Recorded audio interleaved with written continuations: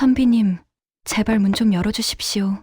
빗줄기가 지붕을 때리는 한밤중 그 목소리가 들렸을 때 이생은 책에서 눈을 뗐습니다. 산골 외딴집에서 혼자 글을 읽던 밤이었지요. 이런 시각에 이런 곳에 찾아올 사람이 있을 리 없었는데 말입니다. 누구시오? 대답은 없고 문을 두드리는 소리만 더 다급해졌습니다. 이생은 머뭇거리다 문고리에 손을 올렸습니다. 문을 열자마자 차가운 빗물이 얼굴을 때렸고 그 앞에 한 여인이 서 있었습니다. 온몸이 비에 젖은 여인이었습니다. 흰 속치마가 비쳐 보일 정도로 젖어 있었고 머리카락에서는 빗물이 뚝뚝 떨어지고 있었지요. 그녀는 떨리는 목소리로 말했습니다. 소녀는 인근 마을에 사는 과부입니다. 친정에 가던 길에 어두워져 길을 잃었사옵니다. 제발 하룻밤만 묵게 해주십시오. 이생의 손이 떨렸습니다. 과부라는 말에 한밤중이라는 상황에 그의 머릿속에는 유교의 가르침이 떠올랐습니다. 남녀 7세 부동석. 과부와 호라비가 한 집에서 밤을 지새운다는 것은 있을 수 없는 일이었지요.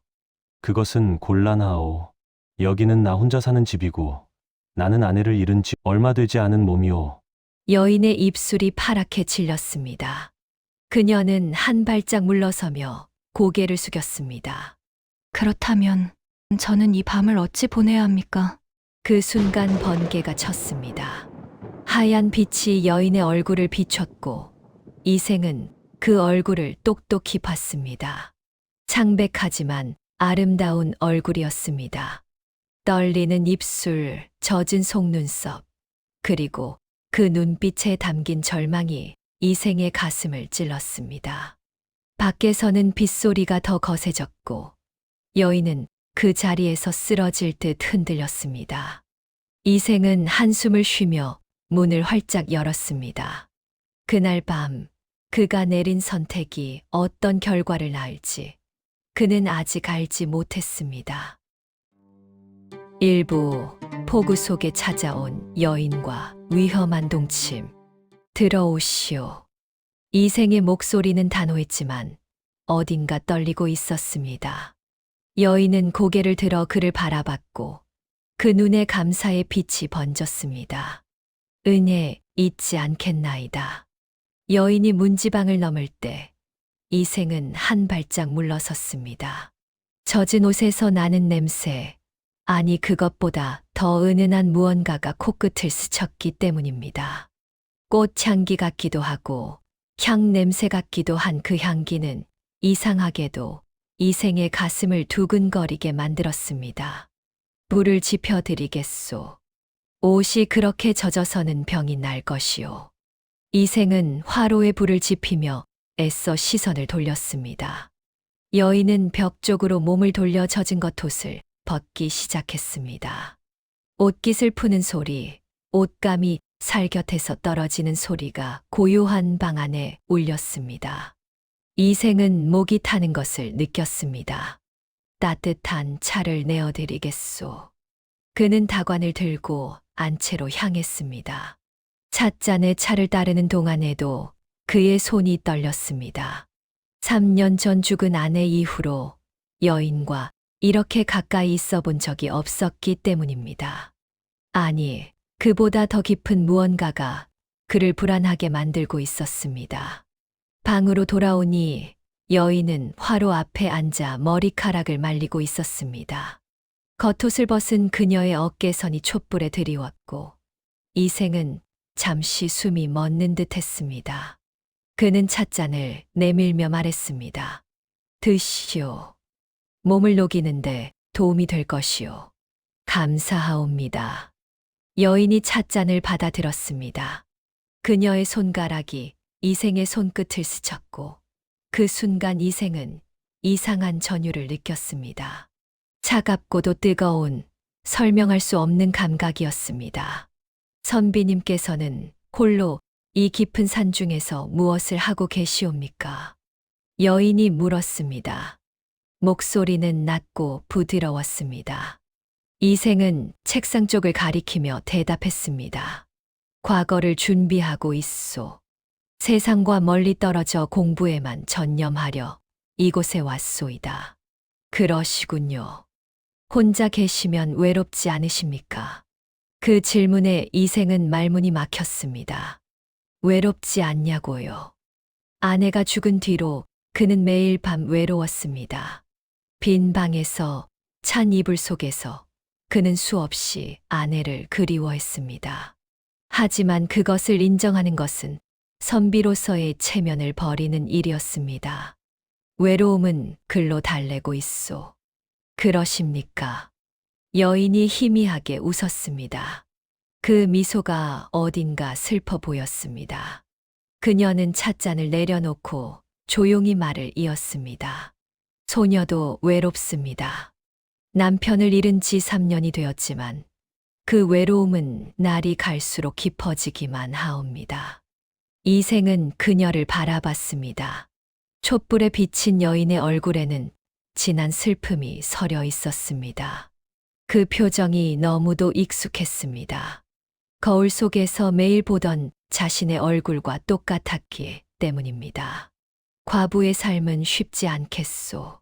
쉽지 않습니다.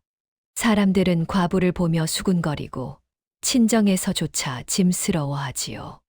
저는 그저 하루하루를 버티고 있을 뿐입니다. 여인의 목소리가 떨렸습니다. 이생은 무언가 위로의 말을 해야 할 것 같았지만 입이 떨어지지 않았습니다. 대신 그는 자리에서 일어나 이불을 가져왔습니다. 오늘 밤은 여기서 쉬시오. 내 방은 건너편에 있으니 편히 쉬시오. 선비님께서 이곳에서 주무시지 않으시렵니까? 여인이 고개를 들어 물었습니다. 이생은 고개를 저었습니다. 남녀가 한 방에서 잔다는 것은 도리가 아니오. 나는 건너방에서 자겠소. 하오나 방이 하나뿐인 것으로 아는데 건너방이라는 곳이 어디 있사옵니까? 이생은 당황했습니다. 여인의 말이 맞았습니다. 이 집은 방 하나, 부엌 하나뿐인 작은 집이었습니다. 그는 잠시 말을 잃었다가 대답했습니다. 그렇다면 나는 마루에서 자겠소. 마루에서요? 이런 비 오는 날 밤에 여인이 놀란 표정을 지었습니다. 밖에서는 여전히 빗소리가 거세게 들려왔습니다. 벼락도 계속 치고 있었고 바람도 점점 더 세졌습니다. 괜찮소. 나는 견딜 수 있소. 이생이 단호하게 말했습니다. 하지만 여인은 고개를 저었습니다. 안 되옵니다. 소녀 때문에 선비님께서 고생하시는 것은 참아볼 수 없사옵니다. 차라리 소녀가 마루에서 자겠나이다. 그것은 더욱 안 될 말이오. 그렇다면 여인이 잠시 머뭇거리다 조심스럽게 말을 꺼냈습니다. 선비님께서 소녀를 믿어주신다면 한방에서 주무시되 벽을 사이에 두고 각자 자리를 지키는 것은 어떠하옵니까? 소녀는 절대 선을 넘지 않겠나이다. 이생은 망설였습니다. 그것은 여전히 도리에 어긋나는 일이었습니다. 하지만 여인의 제안이 가장 현실적이기도 했습니다. 그는 긴 한숨을 쉬었습니다. 그렇게 하겠소. 하오나 우리는 각자의 자리를 지켜야 하오. 그러하겠나이다. 여인이 고개를 숙였습니다. 이생은 방 한가운데 병풍을 세웠습니다. 얇은 비단 병풍이었지만 그것만으로도 선을 긋는 의미는 충분했습니다. 그는 병풍 너머로 말했습니다. 안녕히 주무시오. 선비님도 편히 쉬소서. 촛불을 끄자 방 안은 어둠에 잠겼습니다. 밖에서는 여전히 비가 쏟아지고 있었고 가끔씩 번개가 쳐서 병풍에 그림자를 만들었습니다. 이생은 이불을 덮고 누웠지만 잠이 오지 않았습니다. 병풍 너머에서 여인의 숨소리가 들렸습니다. 고른 숨소리, 이따금 뒤척이는 소리, 그리고 그 은은한 향기가 병풍을 넘어왔습니다. 이생은 눈을 감았지만 가슴이 두근거렸습니다. 나는 왜 이렇게 마음이 흔들리는가? 그는 속으로 자신을 꾸짖었습니다. 아내가 죽은 지 3년밖에 되지 않았는데 다른 여인에게 마음이 동요되다니. 그것은 망자에 대한 예의가 아니었습니다. 하지만 가슴은 말을 듣지 않았습니다. 그는 뒤척이고 또 뒤척였습니다. 그러다 문득 병풍 너머에서 낮은 목소리가 들려왔습니다. 선비님, 주무시나이까? 이생은 대답을 망설였습니다. 대답하지 않으면 자는 것으로 알 텐데 왜 그는 입을 열고 말았을까요? 아니요, 잠이 오지 않소. 소녀도 그러하옵니다. 여인의 목소리가 더 가까워진 것 같았습니다. 아니, 실제로 가까워지고 있었습니다. 병풍 바로 너머에서 그녀의 그림자가 어른거렸습니다. 선비님, 소녀가 외람된 말씀을 드려도 되겠나이까? 무슨 말이오? 이생의 목소리도 떨리고 있었습니다. 여인은 한참을 침묵하다가 조용히 말했습니다. 외로운 것은 죄가 아니옵니다. 살아있는 사람은 살아있는 사람끼리 서로 기대어도 되는 것이옵니다. 그 말에 이생의 가슴이 철렁 내려앉았습니다. 그것은 유혹이었습니다. 달콤하고 위험한 유혹이었습니다. 그는 목소리를 가다듬으며 말했습니다. 부인, 그런 말씀은 삼가시오. 우리는 도리를 지켜야 하오. 도리. 여인이 한숨을 쉬었습니다. 그 한숨 속에는 깊은 슬픔이 담겨 있었습니다. 도리를 지키며 사는 것이 이렇게 외로운 것이라면 그 도리가 무슨 소용이옵니까? 이생은 대답하지 못했습니다. 그녀의 말이 틀리지 않았기 때문입니다. 그는 3년 동안 도리를 지키며 살았지만 그 외로움은 날로 깊어지기만 했습니다. 빈 방에서 찬 이불 속에서 그는 수없이 아내를 그리워하며 눈물을 흘렸습니다. 소녀는 여인의 목소리가 떨렸습니다. 소녀는 그저 오늘 밤만이라도 누군가의 온기를 느끼고 싶을 뿐이옵니다. 내일이면 소녀는 다시 혼자가 될 것이고 선비님도 다시 혼자가 되실 것이옵니다. 하지만 오늘 밤만은 그녀의 말이 끝나기도 전에 병풍이 조금 흔들렸습니다. 이생은 숨을 참았습니다. 그리고 그 순간 번개가 쳤습니다. 환한 빛이 방 안을 비췄고 이생은 병풍 너머 여인의 그림자를 봤습니다. 아름다운 윤곽이었습니다. 긴 머리카락, 가녀린 어깨, 그리고 그 너머로 비치는 얇은 속옷의 선이 이생의 눈에 들어왔습니다. 그는 눈을 감았습니다. 하지만 그 그림자는 눈꺼풀 뒤에 새겨져 사라지지 않았습니다. 이러면 안 된다. 이생은 이불을 머리까지 덮어쓰고 눈을 질끈 감았습니다. 하지만 그의 귓가에는 여인의 낮은 목소리가 계속 맴돌았습니다. 오늘 밤만은 그 말이 마치 주문처럼 그의 마음을 흔들었습니다. 밖에서는 빗소리만 끝없이 이어지고 있었고 방 안의 정적은 점점 더 무거워져만 갔습니다. 이생은 알 수 없었습니다. 이 밤이 끝난 뒤에 자신에게 어떤 일이 벌어질지를. 2부 드러난 정체와 새벽녘의 작별. 얼마나 시간이 흘렀을까요? 이생은 여전히 잠들지 못하고 있었습니다. 눈을 감아도 병풍 너머 여인의 그림자가 어른거렸고 귀를 막아도 그녀의 목소리가 들리는 것 같았습니다. 그때였습니다. 병풍이 살짝 흔들리는 소리가 들렸습니다. 이생은 눈을 떴습니다. 어둠 속에서 여인의 그림자가 병풍을 넘어오고 있었습니다. 부인, 무엇을 하시는 것이오? 이생의 목소리는 떨렸습니다.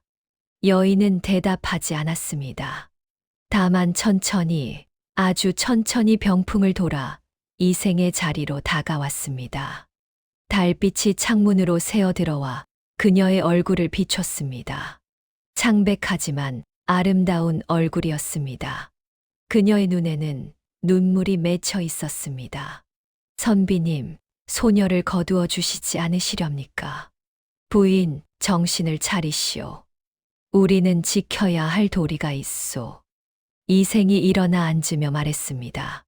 하지만 그의 목소리에는 힘이 없었습니다. 여인은 한 걸음 더 가까이 다가왔습니다. 이 돌이라는 것이 소녀를 이렇게 외롭게 만들고 선비님을 이렇게 괴롭게 만든다면 그것이 정녕 옳은 것이옵니까? 그녀의 손이 이생의 손에 닿았습니다. 차가웠습니다. 얼음처럼 차가운 손이었습니다. 이생은 움찔했지만 손을 떼지 못했습니다. 그 차가움 속에 묘한 온기가 느껴졌기 때문입니다. 부인의 손이 너무 차갑소. 그러하옵니까? 그렇다면 선비님께서 따뜻하게 해주시지 않으시렵니까? 여인이 그의 손을 꼭 잡았습니다. 이생은 숨을 삼켰습니다. 그의 마음속에서 마지막 이성이 외쳤습니다. 안 된다. 이러면 안 된다. 하지만 그의 몸은 움직이지 않았습니다. 선비님께서는 돌아가신 마님을 많이 그리워하시는 것 같더이다. 여인이 조용히 말했습니다. 이생은 깜짝 놀라 그녀를 바라봤습니다. 어찌 그것을 아시오? 선비님의 눈빛을 보면 알 수 있나이다. 그 눈은 늘 먼 곳을 보고 계시옵니다. 아마도 저승에 계신 마님을 바라보고 계신 것이겠지요. 이생의 가슴이 먹먹해졌습니다. 그녀의 말이 맞았습니다. 그는 늘 죽은 아내를 그리워하며 살고 있었습니다. 밤마다 꿈에서 아내를 만났고 깨어나면 빈 옆자리를 보며 눈물을 흘렸습니다. 마님께서는 어떤 분이셨나이까? 여인이 물었습니다. 이생은 잠시 침묵했다가 입을 열었습니다.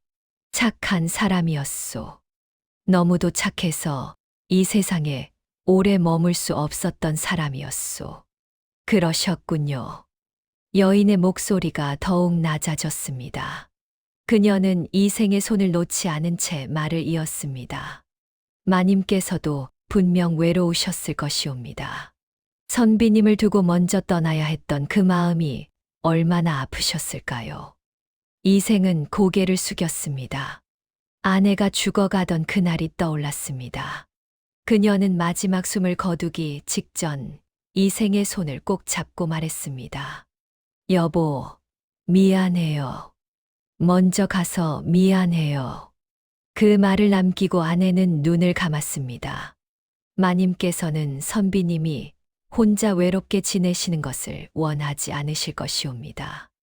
여인의 말에 이생은 고개를 들었습니다. 그녀는 이생의 눈을 똑바로 바라보며 말했습니다. 마님께서도 바라실 것이옵니다. 선비님께서 다시 행복해지시기를, 다시 누군가를 사랑하시기를. 그 순간 이생의 마음 속에서 무언가가 무너졌습니다. 3년 동안 꽁꽁 싸매고 있던 감정의 둑이 터지기 시작했습니다. 그는 떨리는 목소리로 말했습니다. 하오나, 나는 아내를 배신할 수 없소. 배신이 아니옵니다. 여인이 그의 얼굴에 손을 올렸습니다. 차가운 손길이었지만 이생은 피하지 않았습니다. 살아있는 사람이 살아가는 것, 그것은 배신이 아니라 삶이옵니다. 여인이 천천히 이생에게 다가왔습니다. 그녀의 향기가 진하게 코끝을 스쳤습니다. 달콤하면서도 어딘가 낯선 향기였습니다. 이생은 눈을 감았습니다. 그리고 그 순간 모든 것을 내려놓았습니다. 도리도 체면도 죄책감도 모두 내려놓았습니다. 그는 여인을 안았습니다. 그녀의 몸은 차갑고도 따뜻했습니다. 모순된 감각이었지만 이생은 그것이 이상하다고 생각하지 않았습니다. 밤은 깊어갔습니다. 빗소리는 점점 잦아들었고 번개도 더 이상 치지 않았습니다. 방 안에는 둘의 숨소리만 희미하게 울렸습니다. 이생은 여인을 품에 안은 채 누워 있었습니다. 그녀는 그의 가슴에 머리를 기댄 채 조용히 숨을 쉬고 있었습니다. 이생은 그녀의 머리카락을 쓰다듬으며 생각했습니다. 이것이 꿈이라면, 깨지 말았으면. 그런데 문득 이상한 느낌이 들었습니다. 여인의 몸이 너무 차가웠습니다. 처음에는 비에 젖어서 그런 줄 알았는데 시간이 지나도 전혀 따뜻해지지 않았습니다. 오히려 점점 더 차갑게 식어가는 것 같았습니다. 부인, 몸이 너무 차갑소. 혹시 어디 아픈 곳이라도. 이생이 말을 꺼내려는 순간 여인이 움찔했습니다. 그녀는 이생의 품에서 얼굴을 들었습니다. 달빛이 그녀의 얼굴을 비췄는데 그 표정이 이상했습니다. 슬픔과 두려움이 뒤섞인 표정이었습니다. 선비님, 소녀는 여인이 무언가 말하려다 입을 다물었습니다. 이생은 그녀의 손을 잡았습니다. 그 손은 이제 얼음장처럼 차가웠습니다. 부인, 대체 무슨 일이오? 왜 이렇게 차가운 것이오? 선비님께서는 소녀를 원망하지 않으시겠나이까? 무슨 말씀이오? 내가 왜 부인을 원망하겠소? 여인은 고개를 저었습니다. 그녀의 눈에서 눈물이 흘러내렸습니다. 그 눈물마저 차갑게 느껴졌습니다. 소녀는 선비님을 속인 것이옵니다. 속였다니 무슨 말이오? 이생이 일어나 앉으며 물었습니다. 여인도 따라 일어났습니다. 그녀는 떨리는 손으로 품속에서 무언가를 꺼냈습니다. 달빛의 은빛으로 빛나는 물건이었습니다. 비녀였습니다. 낡은 은비녀였습니다. 이생은 그 비녀를 보는 순간 숨이 멎었습니다. 그 비녀를 알고 있었기 때문입니다. 그것은 죽은 아내가 생전에 늘 꽂고 다니던 비녀였습니다. 그는 떨리는 목소리로 물었습니다. 그것이 어찌하여 부인의 손에 있는 것이오? 여인은 대답하지 않았습니다. 다만 비녀를 꼭 쥐고 눈물을 흘렸습니다. 이생은 그녀를 바라봤습니다. 그리고 그 순간 달빛이 더 밝아졌습니다. 밝은 달빛 아래에서 이생은 여인의 그림자를 봤습니다. 아니, 그림자라기보다는 실루엣을 봤습니다. 그녀의 등 뒤에 무언가 흔들리고 있었습니다. 길고 가느다란 무언가가 바닥을 쓸고 있었습니다. 꼴이었습니다. 이생은 뒤로 물러났습니다. 온몸에 소름이 돋았습니다. 여인의 모습을 한 이것은 사람이 아니었습니다. 당신은 대체 누구요? 이생의 목소리가 갈라졌습니다. 여인은 고개를 떨어뜨린 채 작은 목소리로 대답했습니다. 소녀는 사람이 아니옵니다. 그렇다면 하오나 소녀의 마음만은 진실이었나이다. 선비님께 품은 마음만은 거짓이 아니었나이다. 여인이 고개를 들었습니다. 그녀의 얼굴은 여전히 아름다웠지만 이제 그 아름다움 뒤에 숨겨진 슬픔이 보였습니다. 깊고 오래된 슬픔이었습니다. 소녀는 여인이 비녀를 가슴에 꼭 안으며 말했습니다. 소녀는 선비님의 아내가 잠시 빌려온 몸이옵니다. 그 말에 이생은 눈앞이 캄캄해졌습니다. 무슨 소리인지 이해할 수 없었습니다. 아내가 빌려온 몸, 그것이 무슨 뜻입니까? 선비님께서 너무도 외로워하시는 모습을 보고 소녀는 그냥 지나칠 수가 없었나이다. 여인의 목소리가 떨렸습니다. 그녀는 계속해서 말을 이었습니다. 소녀는 이승을 떠난 지 3년이 되었지만 선비님을 잊을 수가 없었나이다. 매일 밤 선비님의 꿈에 나타나려 했으나 저승과 이승의 벽은 높고 두꺼웠나이다.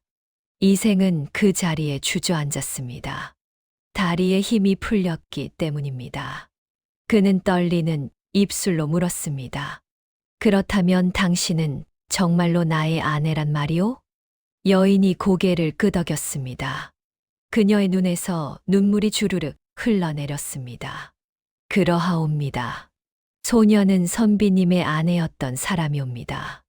하오나 이제는 이승 사람이 아니기에 이런 몸을 빌려서라도 선비님을 한 번 더 뵙고 싶었나이다. 여보, 이생의 목소리가 떨렸습니다. 그는 여인을 아니 아내의 혼이 깃든 여인을 바라봤습니다. 그녀는 슬픈 미소를 지으며 말했습니다. 선비님, 소녀는 선비님께서서 혼자 외롭게 지내시는 모습을 보고 너무 가슴이 아팠나이다. 그래서 이렇게라도 찾아왔나이다. 하지만 그녀가 말을 멈췄습니다. 창밖에서 닭이 울기 시작했습니다. 새벽이 오고 있었습니다. 하지만 이제 소녀는 돌아가야 하옵니다. 새벽 닭이 울면 저승으로 돌아가야 하는 것이 규칙이옵니다. 아니요, 가지 마시오. 이생이 그녀의 손을 붙잡았습니다. 하지만 그녀의 손은 점점 더 차갑게 그리고 점점 더 희미하게 변해가고 있었습니다. 선비님, 소녀를 보내주소서. 소녀는 이미 이승 사람이 아니옵니다.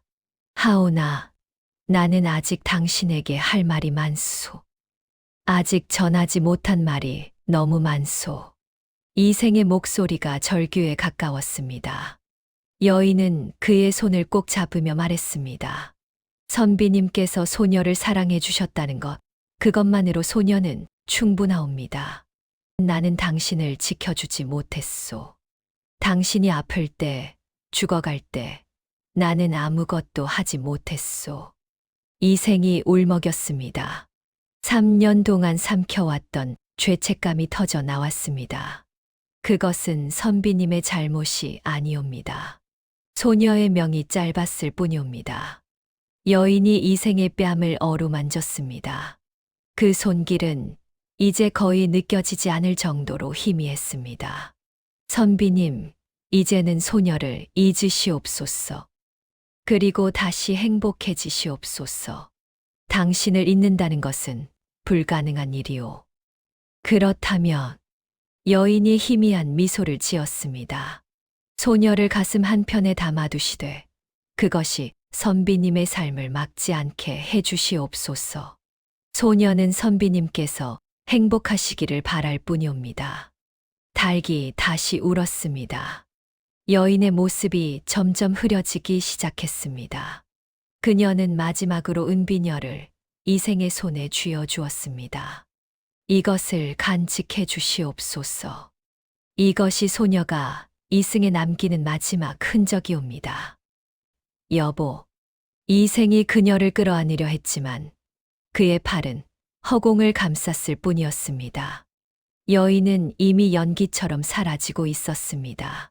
서방님, 안녕히 계시옵소서. 그리고 사랑하였나이다. 그 말을 끝으로 여인은 완전히 사라졌습니다. 이생 혼자만 남았습니다. 그의 손에는 차가운 은비녀 하나만 남아 있었습니다. 이생은 그 비녀를 가슴에 안고 목 놓아 울었습니다. 3년 동안 참아왔던 눈물이 마침내 터져 나왔습니다. 그는 아내의 이름을 부르며 울고 또 울었습니다. 새벽 햇살이 비치기 시작했고 어젯밤의 폭우는 언제 그랬냐는 듯 그쳤습니다. 하지만 이생의 가슴에는 여전히 폭풍이 몰아치고 있었습니다. 과연 아내는 정말로 다녀간 것일까요? 아니면 이 모든 것이 이생의 꿈이었을까요? 하지만 손에 쥐어진 차가운 비녀만은 거짓이 아니었습니다. 3부 무덤가에 핀 꽃과 다시 시작된 삶. 해가 떠올랐습니다. 이생은 밤새 울다 지쳐 그 자리에 쓰러져 있었습니다. 손에는 여전히 은비녀가 쥐어져 있었고 그의 얼굴에는 마른 눈물 자국이 남아 있었습니다. 꿈이었을까? 이생이 중얼거렸습니다. 하지만 비녀를 보는 순간 그것이 꿈이 아니었음을 알 수 있었습니다. 이 비녀는 분명 아내의 무덤에 함께 묻었던 것이었습니다. 그것이 어떻게 여기에 있을 수 있단 말입니까? 이생은 비틀거리며 일어났습니다. 온몸에 힘이 없었지만 그는 걸어야 했습니다. 아내의 무덤으로 가야 했습니다. 확인해야 했습니다. 어젯밤의 일이 정말로 현실이었는지.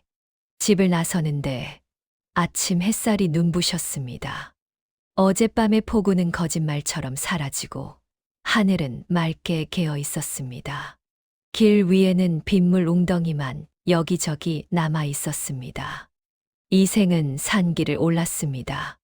아내의 무덤은 마을에서 조금 떨어진 야트막한 산 중턱에 있었습니다.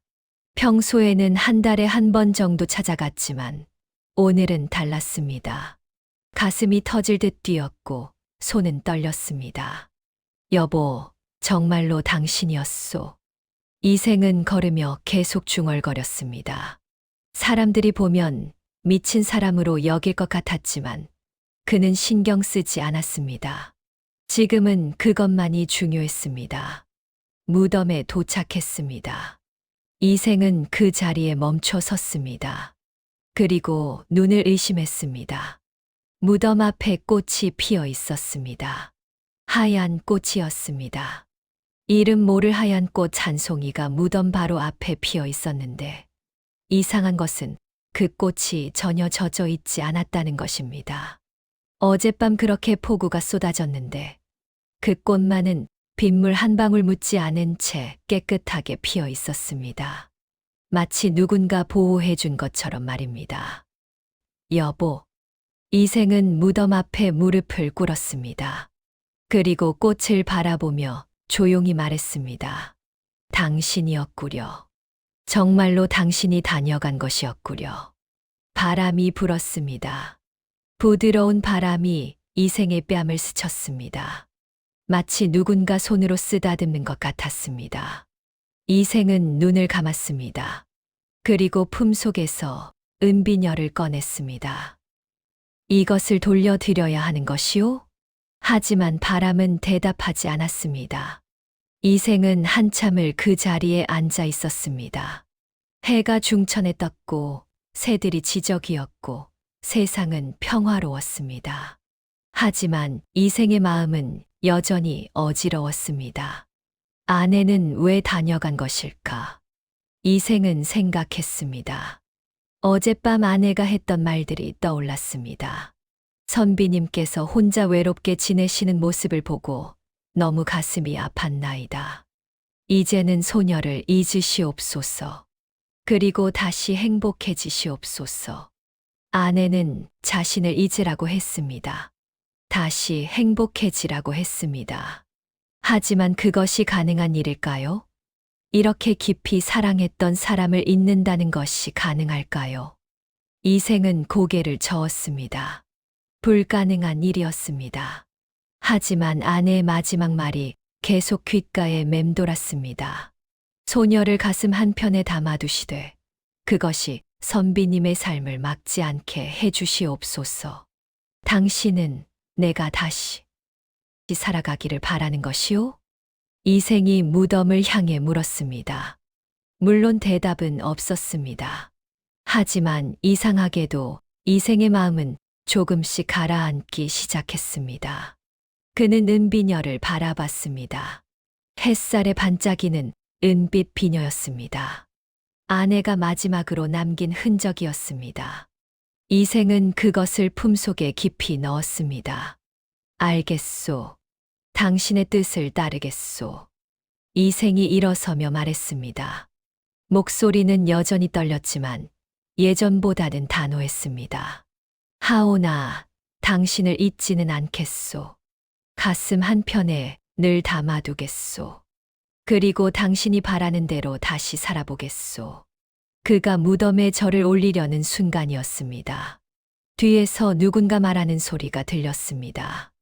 이선비, 웬일로 이른 아침부터 무덤가에 나와 계시오? 이생이 돌아보니 마을 이장이 지나가다 그를 본 것이었습니다. 이장은 이생을 보며 고개를 갸우뚱했습니다. 얼굴이 말이 아니구려. 밤새 무슨 일이라도 있었소? 아니요, 별일 없소. 이생이 대답했습니다. 이장은 여전히 의아한 표정으로 그를 바라봤습니다. 어젯밤 폭우가 대단했다지요? 대개는 이상 없었소. 예, 괜찮았소. 그나저나 이상한 일도 다 있구려. 이장이 무덤을 가리키며 말했습니다. 저 꽃 좀 보시오. 어젯밤 그 폭우에도 전혀 젖지 않았다니 신기하지 않소. 예, 신기하오. 이생은 쓸쓸하게 웃었습니다. 신기한 것이 아니었습니다. 기적이었습니다. 죽은 이의 사랑이 만들어낸 기적이었습니다. 이장이 떠난 후 이생은 다시 한번 무덤을 바라봤습니다. 그리고 마음속으로 말했습니다. 당신 덕분에 나는 다시 살 용기를 얻었소. 고맙소, 나의 아내여. 이생은 산을 내려왔습니다. 발걸음은 여전히 무거웠지만 방향은 분명했습니다. 앞으로 나아가는 것이었습니다. 뒤돌아보지 않고 앞으로 나아가는 것이었습니다. 집으로 돌아온 이생은 방을 정리하기 시작했습니다. 3년 동안 쌓여있던 먼지를 털어내고 오래된 책들을 정리했습니다. 그리고 책상 앞에 앉아 붓을 들었습니다. 과거 공부를 다시 시작하기로 한 것입니다. 아내가 살아있을 때 그녀는 늘 말했습니다. 여보, 당신은 훌륭한 선비가 될 분이에요. 꼭 과거에 급제해서 좋은 벼슬을 하세요.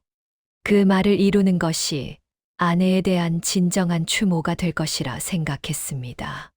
며칠이 지났습니다. 이생은 다시 예전처럼 글을 읽기 시작했습니다. 처음에는 글자가 눈에 들어오지 않았습니다. 자꾸만 어젯밤의 일이 떠올랐기 때문입니다. 하지만 시간이 지나면서 조금씩 집중할 수 있게 되었습니다. 한 달쯤 지났을까요? 이생은 책을 읽다가 문득 창밖을 바라봤습니다. 봄이 오고 있었습니다. 산에는 새싹이 돋아나고 매화가 피기 시작했습니다. 이생은 미소를 지었습니다. 3년 만에 처음 짓는 진심 어린 미소였습니다. 봄이 왔구려. 그가 혼잣말을 했습니다. 그리고 품속의 은비녀를 만지작거렸습니다. 이제 그 비녀는 슬픔의 상징이 아니었습니다. 사랑의 상징이었고 다시 살아갈 용기의 상징이었습니다. 어느 날 저녁 이생은 책을 읽다가 잠이 들었습니다. 꿈속에서 그는 아내를 만났습니다. 아내는 환하게 웃으며 그에게 손을 흔들었습니다. 여보, 잘 지내고 있어요? 그러, 당신 덕분이요. 기쁘네요. 이제 제 걱정은 하지 마세요. 저는 편히 쉬고 있어요. 아내가 그의 손을 잡았습니다. 따뜻했습니다. 어젯밤의 차가움과는 달리 꿈속의 아내 손은 따뜻했습니다. 여보, 언젠가 다시 만나요. 그때까지 건강하게 잘 지내세요. 당신도 편히 쉬시오. 아내가 사라지기 시작했습니다. 하지만 이번에는 슬프지 않았습니다. 이생은 웃으며 손을 흔들었습니다. 안녕, 나의 사랑. 꿈에서 깬 이생의 얼굴에는 평화로운 미소가 떠 있었습니다. 그는 창밖을 바라봤습니다. 달이 밝게 떠 있었고 별들이 반짝이고 있었습니다. 이제는 정말로 보내드려야겠구려. 이생이 중얼거렸습니다. 그리고 책상 앞에 앉아 다시 글을 읽기 시작했습니다. 이제 그의 눈에는 글자가 선명하게 들어왔습니다. 미래를 향한 길이 조금씩 보이기 시작했습니다. 그렇게 계절이 바뀌고 또 바뀌었습니다. 이생은 열심히 공부했고 마침내 과거에 응시할 준비가 되었습니다. 과거를 보러 한양으로 떠나는 날 아침, 그는 아내의 무덤을 찾았습니다. 당신이 바라던 일을 이루러 가오.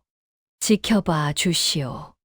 무덤 앞에 하얀 꽃은 여전히 피어 있었습니다. 계절이 바뀌어도 시들지 않는 신비로운 꽃이었습니다. 이생은 그 꽃을 보며 고개를 숙여 절했습니다. 과연 이생은 과거에 급제할 수 있을까요? 아내의 사랑이 그에게 행운을 가져다 줄까요? 사부, 연리화로 맺어진 영원한 약속. 과거 시험 날이 밝았습니다.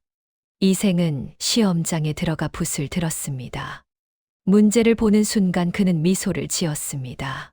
그동안 공부했던 내용이었기 때문입니다. 붓이 종이 위를 미끄러졌습니다. 글씨는 힘차고 분명했습니다. 이생은 마치 누군가 그의 손을 이끄는 것처럼 막힘없이 답안을 써 내려갔습니다. 그리고 시험을 마치고 나왔을 때 그는 확신했습니다. 잘 봤다고, 아내가 도와준 것이라고. 발표일이 다가왔습니다. 이생은 방에 급제자 명단이 붙는 것을 봤습니다. 그리고 그 명단에서 자신의 이름을 찾았습니다. 합격이요. 주변 사람들이 축하했습니다. 이생은 기뻤지만 눈물이 났습니다. 이 기쁨을 함께 나눌 아내가 없었기 때문입니다. 아니, 없는 것이 아니었습니다. 그녀는 어디선가 지켜보고 있을 것입니다. 당신 덕분이요. 이생은 하늘을 향해 중얼거렸습니다. 그날 밤 그는 객사에서 잠을 잤는데 꿈에 아내가 나타났습니다. 서방님, 축하해요. 정말 자랑스러워요. 아내는 어느 때보다 환하게 웃고 있었습니다. 이생도 웃으며 대답했습니다. 당신이 힘을 준 덕분이요. 아니에요. 서방님이 노력한 결과예요. 저는 그저 옆에서 지켜봤을 뿐이에요. 아내가 그의 손을 잡았습니다. 이제 여보는 훌륭한 관리가 되어 백성들을 도우며 살게 될 거예요. 저는 그것만으로 충분해요. 하오나 나는 여전히 당신이 그립소. 그리워해 주셔서 고마워요. 하지만 이제는 새로운 인연도 받아들이세요. 저는 괜찮아요. 아내가 멀어지기 시작했습니다. 이생은 그녀를 붙잡으려 했지만 손이 닿지 않았습니다. 당신 다시 올 거요? 꿈에서는 가끔 놀러 올게요. 하지만 이제 여보는 현실을 살아가세요. 약속해요. 약속하겠소. 아내가 완전히 사라졌습니다. 이생은 꿈에서 깨어났습니다. 눈물이 흘렀지만 슬프지는 않았습니다. 오히려 마음이 가벼웠습니다. 세월이 흘렀습니다. 이생은 한 고을의 수령이 되었습니다. 그는 백성들을 사랑으로 다스렸고 어려운 사람들을 도왔습니다. 사람들은 그를 칭송했습니다. 저 양반은 참으로 어진 분이야. 부인을 일찍 여인 뒤로 홀로 지내신다더군. 재혼을 권하는 사람들이 많은데도 고개를 저으신대. 마을 사람들이 수군거렸습니다. 실제로 이생에게는 재혼 제안이 여러 번 들어왔습니다. 하지만 그는 번번이 정중히 거절했습니다. 아직은 때가 아닌 것 같소. 그는 늘 그렇게 대답했습니다.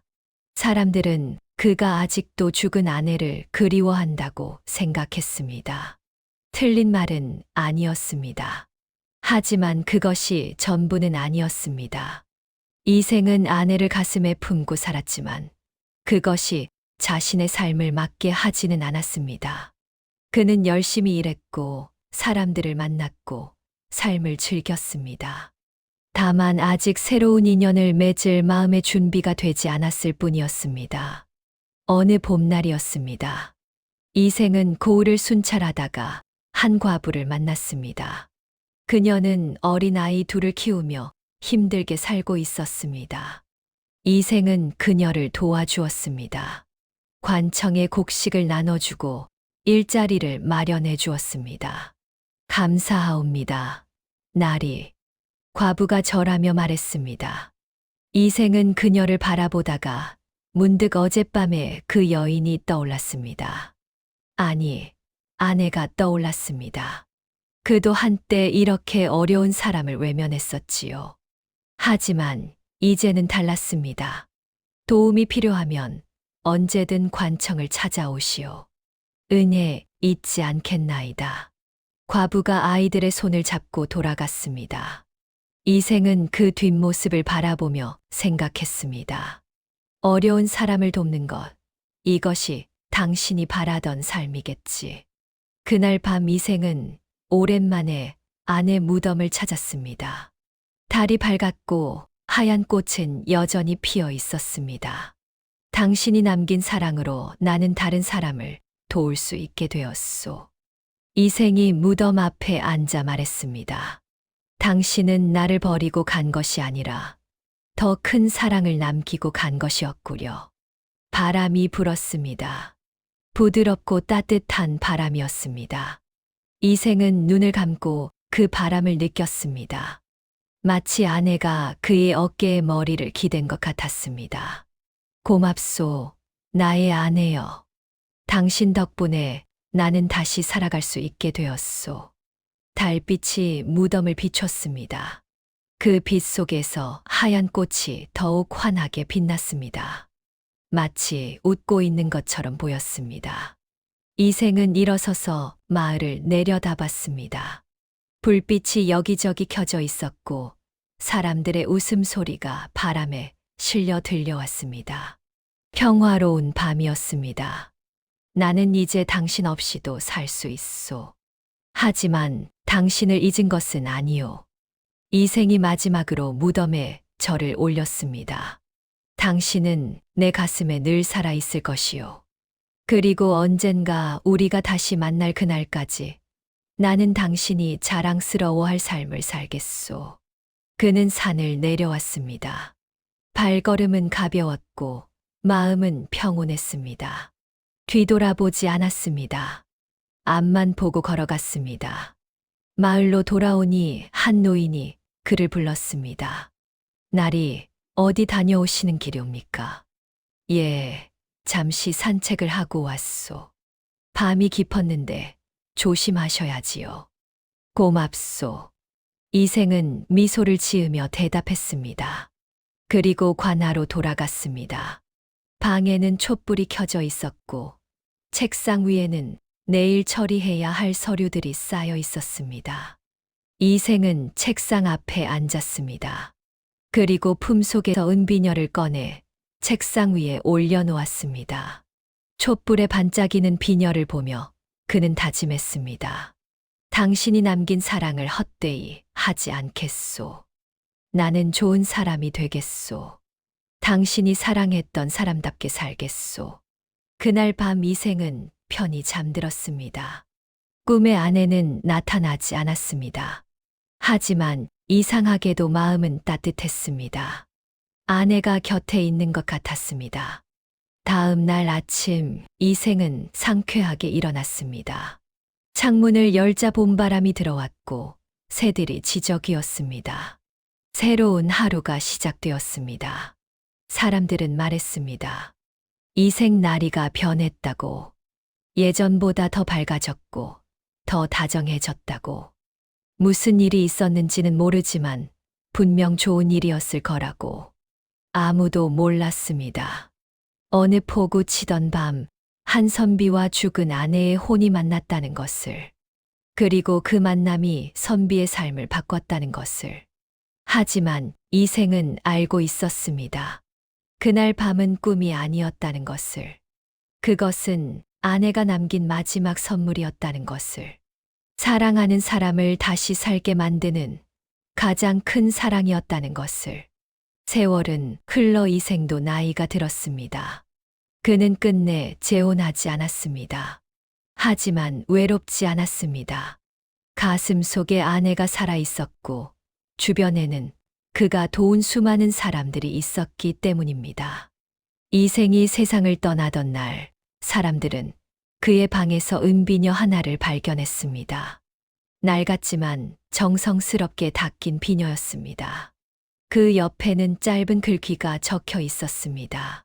사랑하는 이여, 이제 당신 곁으로 가오. 사람들은 그제야 알았습니다. 이생 나리가 평생 누군가를 기다리며 살았다는 것을. 그리고 마침내 그 사람을 만나러 떠났다는 것을. 이생의 장례식 날 신기한 일이 일어났습니다. 관을 옮기는데 어디선가 하얀 꽃이 피 날아왔습니다. 비 오는 날도 아니고 바람이 세지도 않았는데 하얀 꽃이 피 관 위에 수없이 내려앉았습니다. 이게 무슨 일인가? 사람들이 놀라며 하늘을 올려다봤습니다. 맑은 하늘이었습니다. 꽃이 피 어디서 온 것인지 알 수 없었습니다.